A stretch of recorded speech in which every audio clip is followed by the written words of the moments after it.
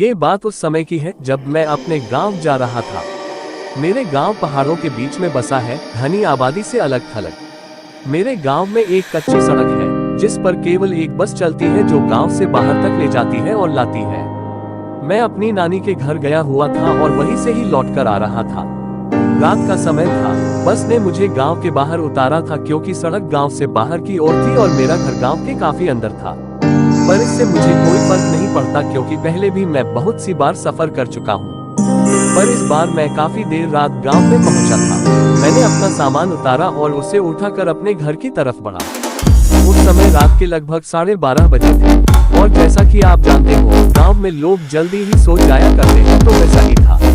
पूरा गांव सुनसान पड़ा था। ऐसा लग रहा था मानो जैसे गांव नहीं कोई जंगल में आ गया हो। मुझे अब थोड़ा डर लगने लगा। मैं बस भगवान से प्रार्थना कर रहा था कि जल्दी से घर पहुंच जाऊं, पर मेरा घर थोड़ा दूर था। लेकिन थोड़ी देर बाद मुझे मेरा दोस्त सोमधर मिला। उसने मुझे दूर से इशारा किया। मैं ये सोच रहा था कि इतनी रात में ये यहाँ क्या कर रहा है, पर खैर छोड़ो, मैं तो बड़ा खुश था कि कम से कम मुझे कोई साथी तो मिल गया।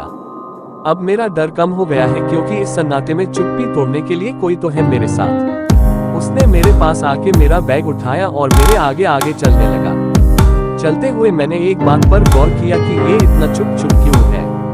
ये जब से मुझे मिला है तब से कुछ नहीं बोला, क्योंकि मेरा दोस्त सोमधर तो बहुत ही बातूनी है और ये तो इतना शांत, बड़ी ही अजीब बात है। मेरा घर बस थोड़ी ही दूरी पर था, पर अब वो एक दूसरा रास्ता लेके खेतों की तरफ बढ़ने लगा। मैंने उसको कहा, अरे भाई कहाँ जा रहे हो? कब से देख रहा हूँ, बड़े वो और ये खेतों की तरफ कहाँ जा रहे हो? तुम्हारा दिमाग खराब हो गया है क्या?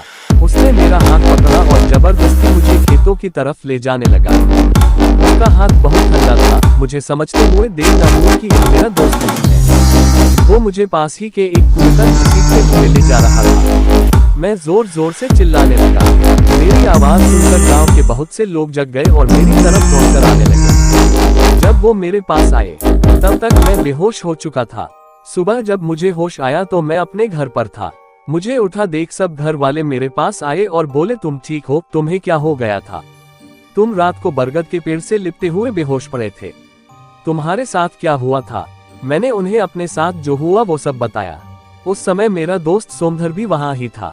वो बोला कि मैं तो रात को अपने घर पर सो रहा था। तो वो कौन था जो मेरा साथ कल रात को था? मैं ऐसा सोचा और सबकी तरफ देखने लगा।